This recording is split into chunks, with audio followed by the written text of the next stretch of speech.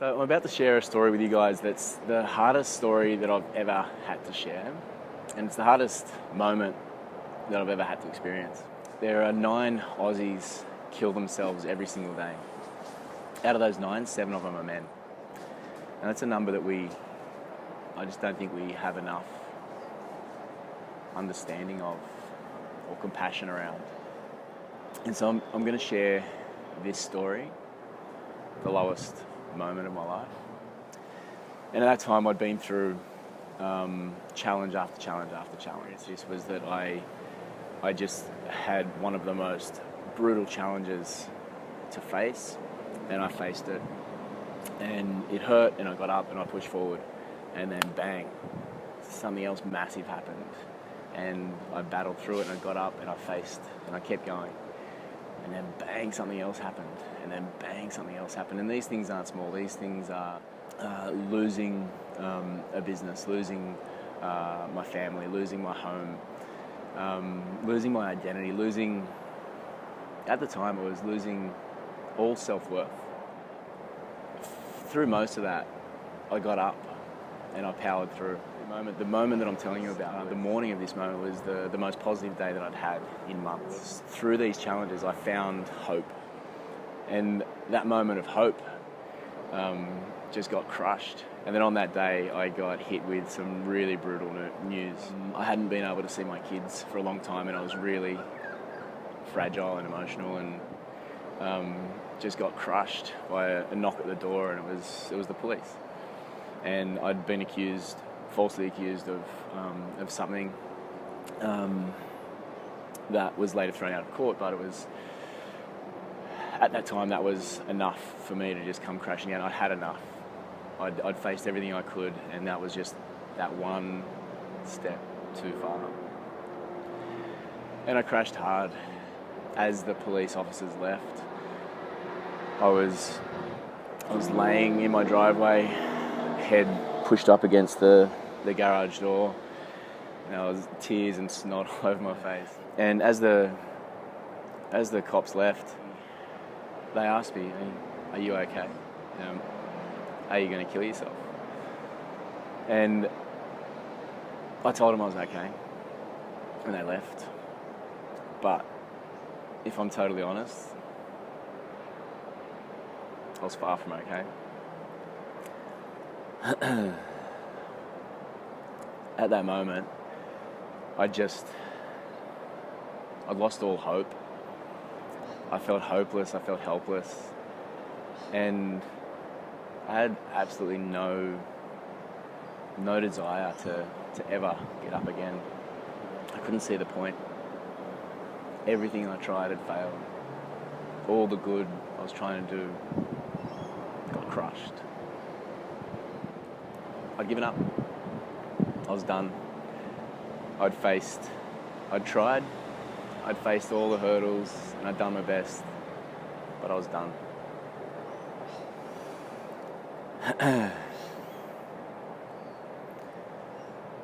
But it was that moment that is what drives blokes day out. It's when it gets hard for me to try and fit this into my already busy life, where I remember why I do this. And that moment was the realization. Less than a year prior to that, I was happy, healthy, successful, had a beautiful family. And in a relatively short time, that crash was so drastic and so brutal. It made me think of those men out there that don't have the support that I have,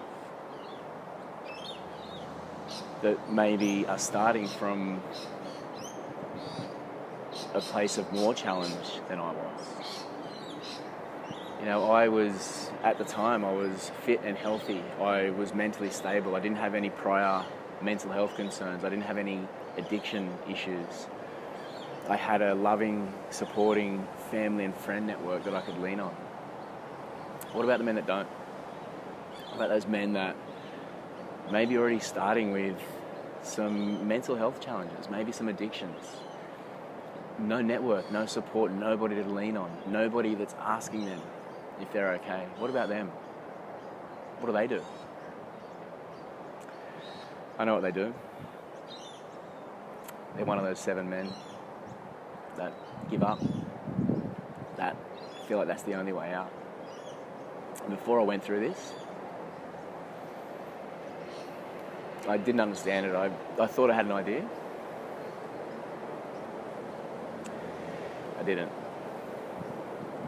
Until I felt that constant feeling of helplessness and hopelessness and never seeing the way out.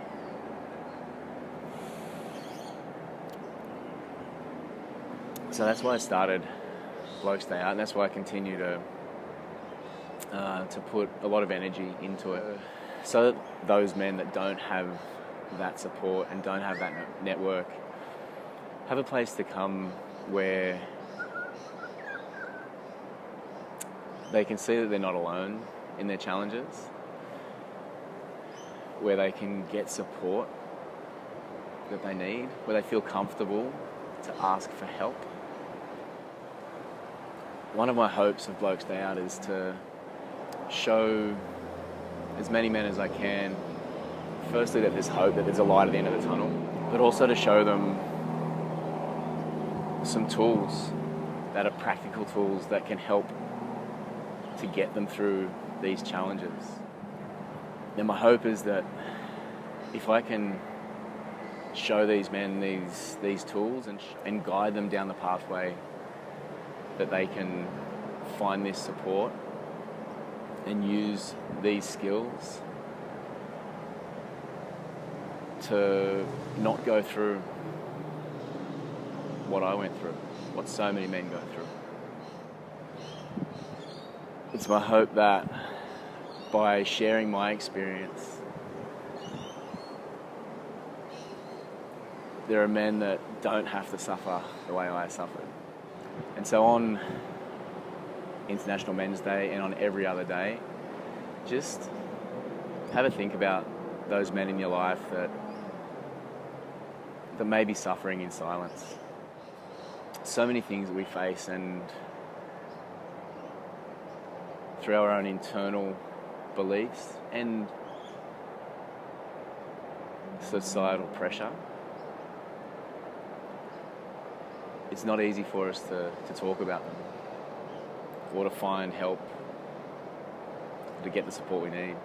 So if the people around us are aware of this, hopefully the community can get around these men, these people that are struggling, and show them that they're not alone and show them that they're loved.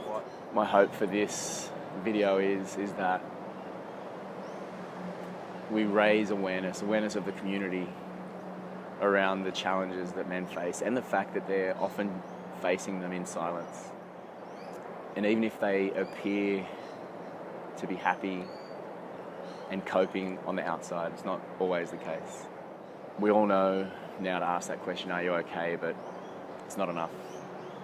Check in sincerely, take notice their behaviours, notice their language. When you ask if they're okay, don't just accept yes. Follow up. Out of 10, how would you rate yourself right now? And listen intently and listen supportively.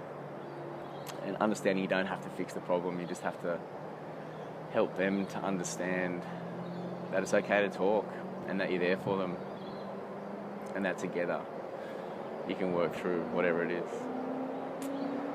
Thanks again for listening, guys.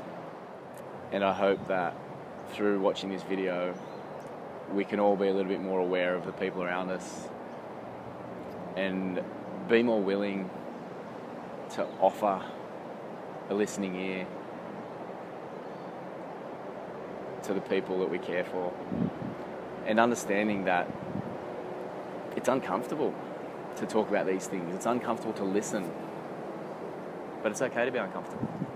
And that skill is a superpower. That skill to be able to listen to an uncomfortable conversation.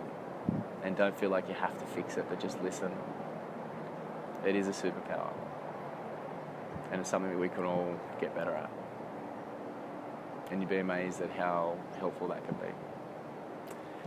Thanks again for listening, guys. I'd love to hear your thoughts and your comments and questions. Have a great day.